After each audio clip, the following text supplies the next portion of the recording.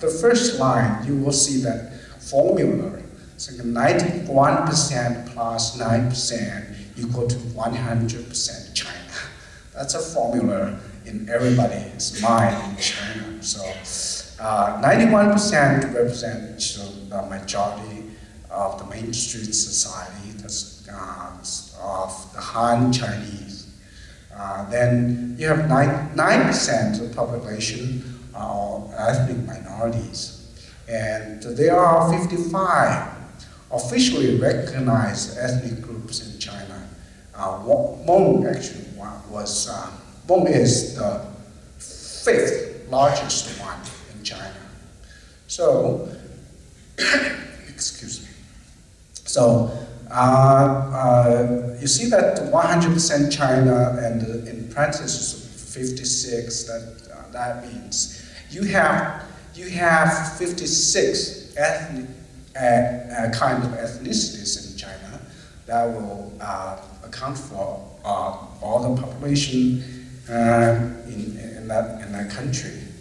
So in terms of the Hmong population, because of the latest census data we have kind of like outdated. That was conducted in 2000, but in recent years, the government have been doing kind of like a sampling survey. So we do have that kind of estimation based on sampling survey, and according to those estimations, there are roughly 9.7 million of Hmong live in China, mainly in southwest part of China. And you kind of break up those population. You have about 4.6 million of Hmong live in Guizhou, accounting for the 48% of the total Hmong population of that country. And you have probably about 2 million of the Hmong live in Hunan province, which is the kind of eastern part of Guizhou. And you have 1.1 million in Yunnan, and it's located in the west part of Guizhou, and bordering with a number of Southeast Asian countries like Vietnam, Laos, and Thailand. So on. So this is the map of China. So I want to just point to, I'm not sure that I can do this. I'm going to play with this. It's, I'll use this thing. Okay, you see that this is a Guizhou. Sorry. So this is Guizhou. You have kind of 48% of Hmong population live in this province. So we always have a governor to be Hmong person. We have, or you have deputy governor must be Hmong person. So because we have such a huge Hmong population in that province. So then in Hunan, the Hmong mostly live in the west part of Hunan, and in Yunnan, most of them live in the Wansan prefecture. Some of you may have been there, and another percentage of Hmong live in Hekou, Honghe, which is quite next to Vietnam, the border of Vietnam. So you have all these. I will talk a little bit more about, say, this distribution. So we have talked about that. 20 in Hunan, 11% in Yunnan, 5% in Guangxi, and 5% in Chongqing, and 2% in Hubei, 1% in Sichuan, 1% in Guangdong, and 0.5% in Hainan Island. So, with all these Hmong population, most of them live in rural area of China, to farm, mostly. But with the globalization and rapid development, the young generation began to move to city to work as a labor worker. And so we now, according to some research report, there are always more than 10% of the Hmong population on the move, these years. They move where the job is, they will move. So they work in the factories and they try to go to city and run some small business and things like that. So that's a little bit, touch base on the demographic information about the Hmong population in China. What kind of people are considered as the Hmong? In Han Chinese, we'll call Miaozu something. So, well, that kind of identity issue actually, goes way back in the pre-modern time. So I'll just give you a little bit pre-modern historical background. So now, when the Hmong people go to China, they have this question. So people, people, the so-called Miao people in China, are really Hmong. And so while they have this kind of, kind of like a doubt, and Chinese, on the other hand, the Chinese Hmong also feel the same way, and they look at you and say, "Well, are you really Miao or Hmong?" So it's kind of like it's an interesting interaction, evolve in that way. So because why don't you, why do you guys, call yourself Miao, or why would you accept that name? So I don't dare talk about why that name will be accepted in China. So I would say so both Hmong and Miao. Miao is not nobody in a Hmong community in China call themselves, use their own term. Well, it's not a Hmong language. It's not a Hmong word anyway. So it's a Han Chinese transliteration of the ethnic name, what the call themselves Hmong or Mao, and you have all these variations in China. So sometimes they'll call it Ganao Hmong. Well, you have this kind of like a prefix to all these different ethno names.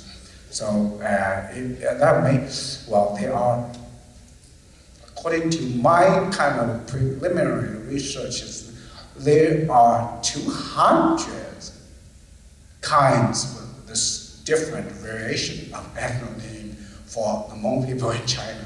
So it's kind of like a very sophisticated situation. So you cannot really take that Miao, M-I-A-O, so much is substantiated. They are just something, for convenience. There's a transliteration of Han Chinese, to refer to the people. You have people, you have that group of people there. You can call them this way, you can call them that way. So, well, you can call them Hmong, you can call them, say, Miao, or you can use their own way to call them. That's one thing in my perspective, and also a lot of Hmong scholars in China share the same view. So, Okay, so actually, in addition to so the Chinese character Miao, M-I-A-O, as spelled out in Pinyin. So another transliteration is another character called Mao. Well, as recorded in the old Chinese historical records called the Shangshu, the old grand book of history. And also sometimes it's kind of recorded as a man, and it's quite close in terms of pronunciation. Official Chinese historiography books. Okay, so then there are lots of old Chinese record about the so-called San Miao. San means three, and Miao really means Hmong. So that's just three Hmong. Well, it was said that there's a kingdom that's called Kingdom of San Miao, and led by a king whose name is Qiu. So, and you have this a lot of kind of like a scattered record about San Miao in old Chinese historical books. And also in the Hmong community, you always have this story about three Hmong brothers live kind of nearby. The one live in the east side, one live in the middle, the one in the west, and they kind of like form a confederate to fight against the Han Chinese ancestor, say Huangdi and Yandi, and finally they was defeated and have to escape southward all the way to southern part of China, and to gradually just move out the country and up to now to America.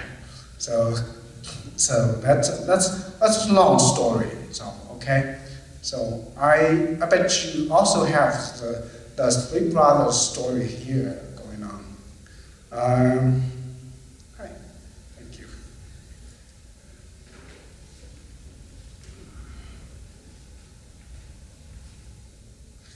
So, according to linguistic research, Hmong and Mian people, a lot of Mian people live in California, and the language share a lot of commonality. And so linguists say, like Professor James Suab, and a Hmong language expert whose name is Martha Radcliffe, and who is a professor of language at Wayne State University of Michigan.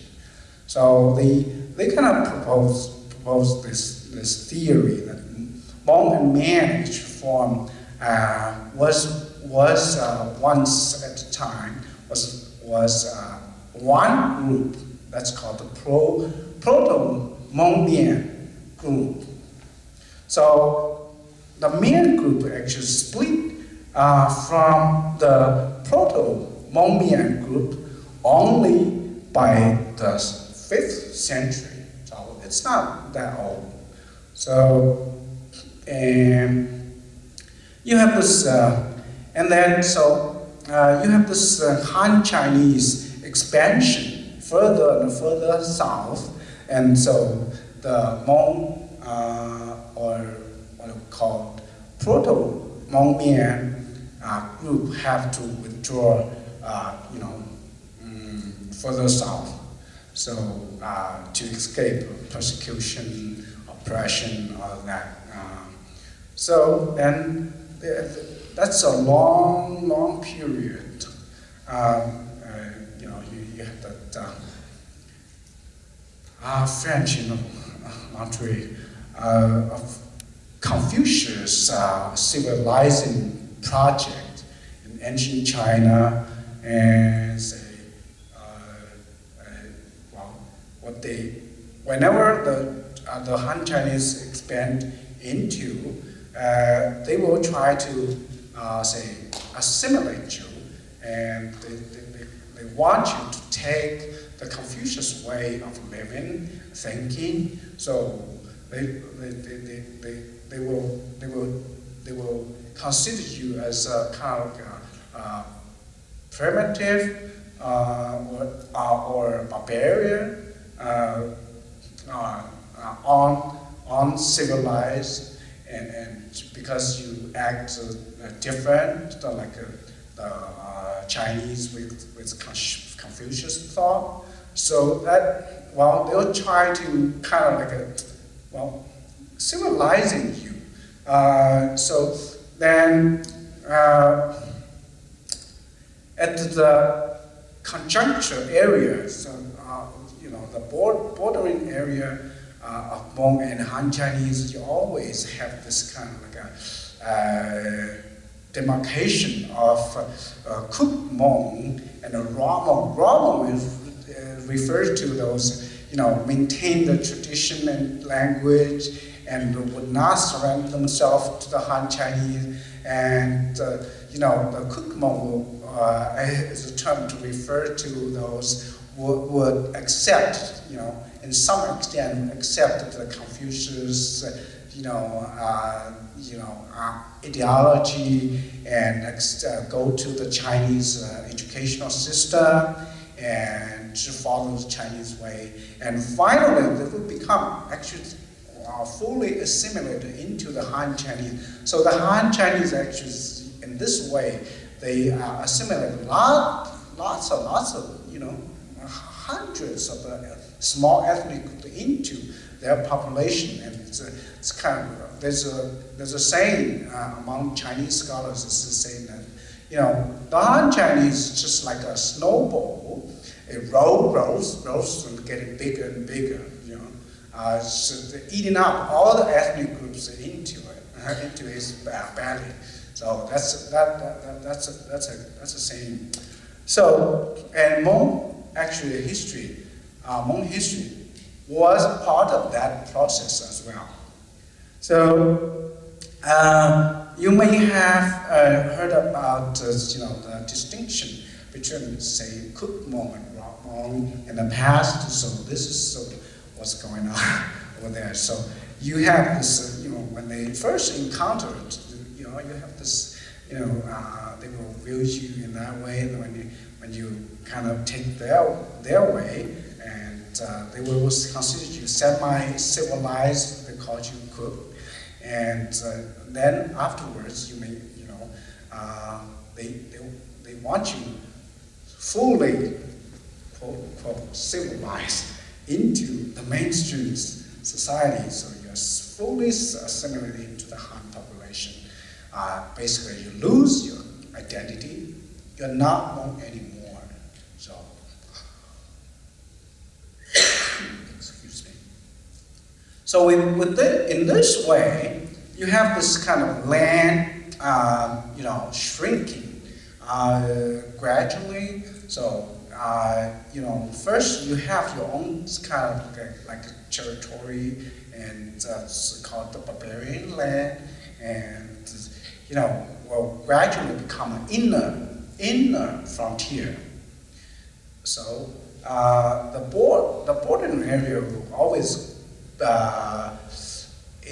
was always called Hmong Pale or Hmong Frontier, and gradually when the Han Chinese expand their forces and control, then the Hmong frontier will get kind of like a shrink quickly, and the Hmong frontier will become a hinterland of the empire. So it will not belong to the so-called Hmong frontier anymore. So up to say middle 19th century, the last two Hmong Pale are actually the west part of Hunan and the southeastern part of Guizhou. And the Qing dynasty have to send a lot of troops to go in and kill a lot of people in the villages. The records demonstrate that, sometimes they have to kill, say, 9% of the men in order to get control of those Hmong native villages. So just to conquer the last two Hmong pale or Hmong frontier. So that's a sad side of Hmong history. So, well, for this. So with these all cooked Hmong, raw Hmong become cooked Hmong, then you are fully assimilated into Han. But this process, well, we still have a lot of Hmong remain, to be Hmong. So, so these people, these residuals remaining in this civilizing process will be the Hmong we are at now. So whoever remain in the Proto-Hmong language family are the Hmong that we are now. So that's the basic identity, historical background for identity, Hmong identity in China. So, and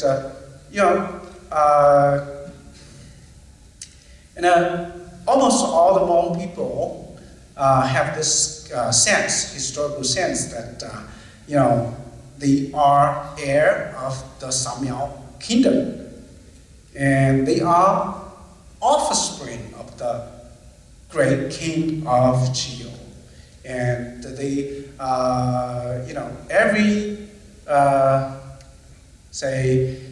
every some number of years they will hold a big kind of like a ceremony to worship King Qiu, and just to kind of enhance their identity.